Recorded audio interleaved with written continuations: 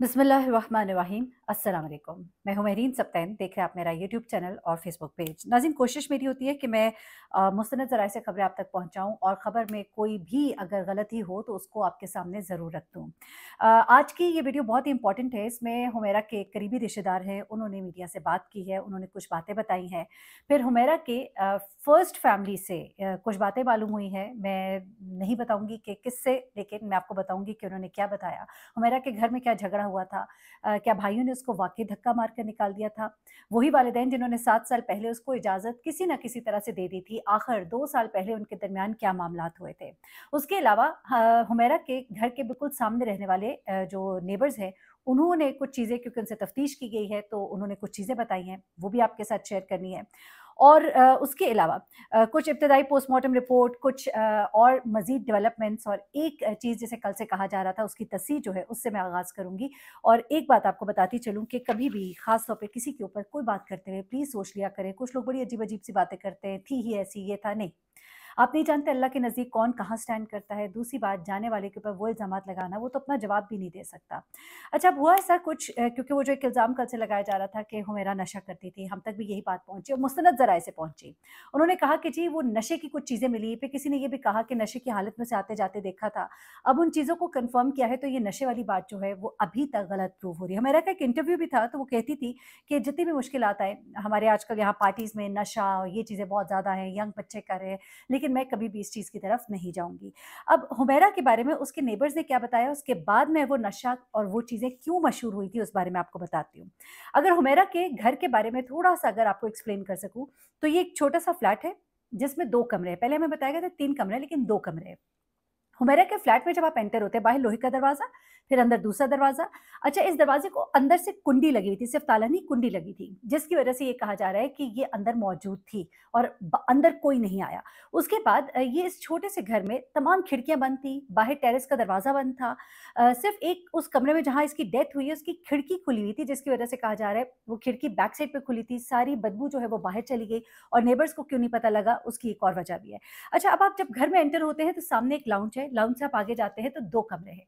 एक कमरे में हुमैरा के सोने का इंतज़ाम है, उसका बेड लगा है। दूसरे कमरे में एक गद्दा भी है और साथ में हुमैरा वहाँ पर पेंटिंग करती थी, जिस कमरे में उसकी डेड बॉडी पाई गई। हुमैरा ने किसी को फ़ोन क्यों नहीं किया? अगर उसके साथ कुछ हुआ था, कोई तबीयत ख़राब हुई थी, कुछ भी हुआ था, तो उस बारे में ये बताया जा रहा है कि उसका फ़ोन दूसरे कमरे में था। औंधे मुँह ये गिरी हुई थी, उसके अलावा घर में कोई चीज़ बेतरतीब नहीं पड़ी हुई थी। ऐसे लगता है कि जैसे कोई सडन कार्डियक अरेस्ट या कोई इस तरह की चीज़ हुई है, लेकिन अभी इस बारे में जो इब्तदाई रिपोर्ट पुलिस सर्जन ने दी है, वो ये कह रही है कि जी खून बिल्कुल सूख चुका था।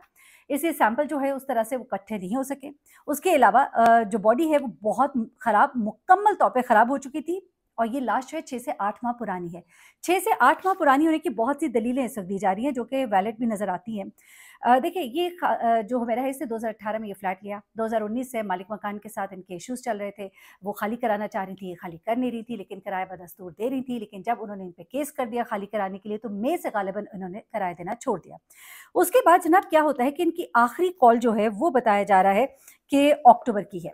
आखिरी कॉल इनकी अक्टूबर की है, आखिरी मैसेज इनका अक्टूबर का है। जो आखिरी मैसेज इनके फ़ोन से मिल रहा है, वो मिल रहा है एक ऑनलाइन कैब ड्राइवर का। उसके बाद इनकी आखिरी पोस्ट भी अक्टूबर की है। इनके घर में जो खाने की चीज़ें फ्रिज में पड़ी हुई हैं, उनकी एक्सपायरी भी दिसंबर तक की है, वो अक्टूबर और सितंबर की खरीदी हुई हैं। उसके बाद सबसे ज़्यादा ये कि कराची जैसे शहर में जहाँ बड़ी गर्मी होती है, वहाँ अक्टूबर से इनके घर की बिजली ड्यू टू नॉन पेमेंट कटी हुई है। इन्होंने किराया देना तो छोड़ दिया था, लेकिन ये बिजली का बिल तो दे रही थी। अब ये लगता है कि अक्टूबर में चूँकि इनकी डेथ हो चुकी थी, तो इन्होंने उसके बाद उनका जब बिजली का बिल नहीं गया, तो अक्टूबर के बाद इनकी बिजली काट दी गई।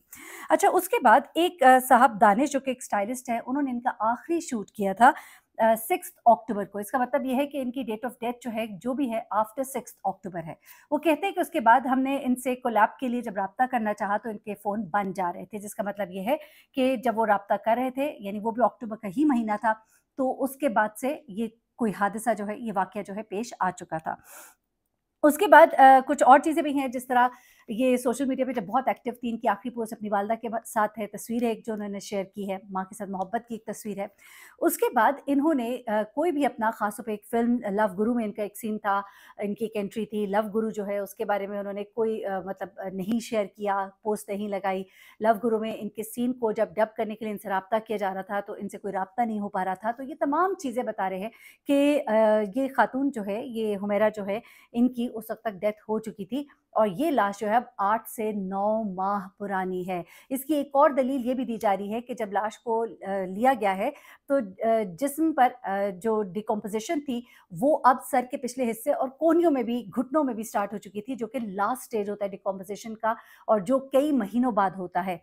तो ये तमाम चीज़ें बता रही हैं कि ये लाश 8 से 9 माह पुरानी है, पुलिस भी यही बात कर रही है। अच्छा, अब यहाँ पर ये बात आती है कि नेबर्स को बदबू क्यों नहीं आई? पहली बात, घर मुकम्मल तौर पे बंद था, खिड़कियाँ बंद थी, पिछली खिड़की से बदबू बाहर निकलती रही। ये जो नेबर्स हैं ये बताते हैं कि हम सितंबर में सितंबर में यानी कि अक्टूबर में हम कह रहे हैं ना कि इसकी डेथ हुई, सितंबर में वो कहते हैं कि हम अपने गाँव चले गए थे, घर बंद करके और अब उसके बाद हम लोग वापस आए हैं गालिबन उन्होंने बताया फ़रवरी में। हाँ जी। अब अगर डेथ अक्टूबर में हो गई थी तो अक्टूबर, नवंबर, दिसंबर, जनवरी, फरवरी 4 महीने। ये इनिशियल 4 महीने माहिरीन कहते हैं कि डिकम्पोज़िशन की जो शदीद तरीन अगर बू आती है तो वो इन शुरू के दिनों में ही आती है। चौथे महीने तक वो जो शदीद वाली बदबू होती है वो ख़त्म हो जाती है। तो वो चीज़ जो है वो इसलिए भी नहीं महसूस कर सके। ये जो बिल्डिंग है इसमें हर फ्लोर पे 2 फ्लैट है। अब मज़ीद तो हमसाए थे नहीं, इनके सामने जो हमसाए थे वो यही थे इमीडिएट, तो इनको कोई स्मेल नहीं आई। अब देखिए मैं अभी तक जो अब तक मालूमात शेयर करी वो बिल्कुल एग्ज़ैक्ट वो है जो वाक़तन हमें मालूमात मिल रही है, वो नहीं जो लोग इधर-उधर आय-बाय-शाय कर रहे हैं। बहुत से लोग बहुत अच्छा काम भी कर रहे हैं, हैविंग सेड दैट उनको एप्रिशिएट करना भी बनता है। अच्छा, अब उसके बाद अगली चीज़ क्या आती है जनाब कि इन्होंने ही नेबर्स ने ही ये बताया कि अक्सर इनके फ्लैट से चीखों की आवाज़ आती थी। अब अकेला बंदा वो किससे चीख रहा होगा? इसका मतलब ये है कि इनके साथ कुछ साइकोलॉजिकल इश्यूज़ थे। अब मैं आती हूँ नशे वाली बात की तरफ। जब ये शुरू में बात की गई मैंने उनसे पूछा जिन्होंने मुझे ये इन्फॉर्मेशन दी थी क्योंकि वो इमीडिएट उन लोगों में शामिल थे जो कि बॉडी को रिट्रीव करना और उसको शिफ्ट करना उनमें नाम नहीं लेते हम। तो उन्होंने ये कहा था कि ये नशा करती थी। अब जो मैंने मालूमात हासिल की वो पता लगा कि कुछ ऐसी मेडिसिन उनके घर से मिली है जिन्हें लोग समझते हैं कि नशा वरदियात है, जबकि नहीं। वो मेडिसिन्स जो हैं, जिस तरह मैं अब उनके नाम मेडिसिन के कुछ उन्होंने शेयर किए जिनको मैं सर्च भी किया, तो मालूम हुआ कि ये एंटी डिप्रेसेंट हैं।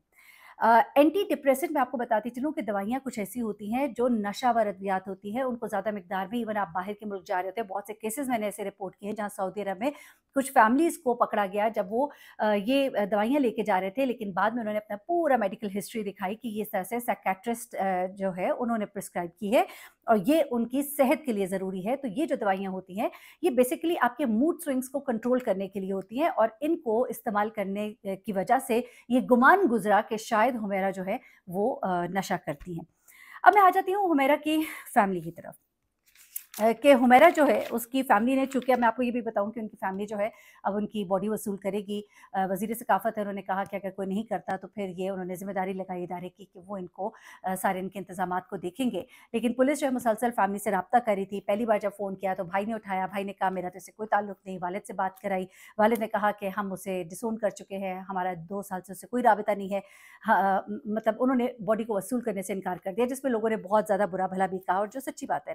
मैं आपको एक बात बताऊँ बुरा-भला तो कहा होगा, मैं नहीं समझती कि माँ-बाप जो है जिन्होंने गुस्से में या तकलीफ़ में कोई ऐसा जुमला बोला तो होगा, लेकिन आप सोच भी नहीं सकते मैं महसूस कर सकती हूँ एक पेरेंट होने के नाते और पेरेंट्स महसूस कर सकते हैं, गुस्से में आप कहते तो हैं, लेकिन यकीनन वो बाप इस वक़्त बहुत तकलीफ़ में होगा, जो सोचता होगा उसकी नज़रों के सामने से उसका सारा बचपन, उसकी जवानी गुज़री होगी। हाँ, औलाद किसी लम्हे नाफ़रमानी कर जाती है, कुछ ऐसा कर जाती है जो बुरा लग जाता है, लेकिन माँ-बाप का दिल तो बहुत बड़ा होता है। हो सकता है ये भाइयों की वजह हो कि जिसकी वजह से माँ-बाप जो हैं वो उन्होंने एक साइड ले ली। सुनने में ये आया कि हुमैरा की अपने भाइयों के साथ कुछ लड़ाई हुई थी और लड़ाई जो है उसकी वजह बताई जा रही है शोबिज़ में उनका बर्तावा जो एक उनका कह लीजिए कि उनके हुलिये पे उनके मिलने-जुलने पर उनको एतराज़ात थे, कुछ उन तक उनकी बातें पहुँची जो उनको अच्छी नहीं लगी, जो कि शायद ना हो, लेकिन उन्होंने इनको इस फ़ील्ड को तर्क करने का कहा जिसको उन्होंने इनकार किया और फिर लड़ाई झगड़ा हुआ। ये जब इस फ़ील्ड में आई थी इनके वालिद इस पर राज़ी नहीं थे जो कि डॉक्टर हैं।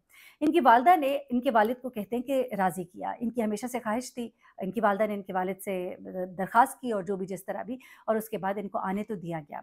5 साल तो उन्होंने किसी तरह बर्दाश्त किया, लेकिन अब उनकी बर्दाश्त से जब बाहर हो गया, उन्होंने मना किया और उसके बाद उन्होंने कतई ताल्लुक़ कर लिया। लेकिन अब हुआ ये है कि इनके बहनोई जो हैं वो पहुँचे हैं, उन्होंने कॉल की है और वो चाहते हैं कि बॉडी हवाले की जाए, लेकिन उनके बॉडी हवाले नहीं की गई। इसकी वजह ये थी कि वो ब्लड रिलेशन नहीं थे। उन्हें कहा गया कि अपने साथ कोई ब्लड रिलेशन लेकर आए तो बॉडी हवाले कर दी जाएगी। जिसके बाद अब हमें ये मालूमात है कि शायद मैं वीडियो जब तक अपलोड करूँ तो कोई नई खबर आ जाए कि उन्हें लेने के लिए कोई ना कोई पहुँच गया है, क्योंकि अब उनकी फैमिली की तरफ से रज़ामंदी जो है ज़ाहिर कर दी गई है। कोई अब उनके बहनोई के साथ आएगा, फर्स्ट फैमिली में से हो सकता है उनकी बहन ही हो, जो आके बॉडी को रिसीव करेंगी। इनकी वालदा जो है अपनी बेटी से बहुत मोहब्बत करती थी और इस बारे में उन्हीं के फैमिली के एक बंदे ने बताया है, मीडिया से उन्होंने गुफ्तगू की है और इस गुफ्तगू में उन्होंने कुछ चीज़ें जो हैं वो बताई हैं, इनकी फैमिली के कुछ प्रॉब्लम्स बताए हैं, मैं वो भी बताती हूँ।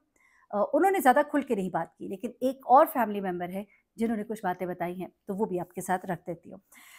पहली बात, ये जो शख्स जिनसे बात की गई है, ये हुमैरा को अपनी खाला कहते हैं। जब मैंने इनकी तस्वीर देखी तो मैंने कहा ये तो इतनी बड़ी उम्र का शख्स है।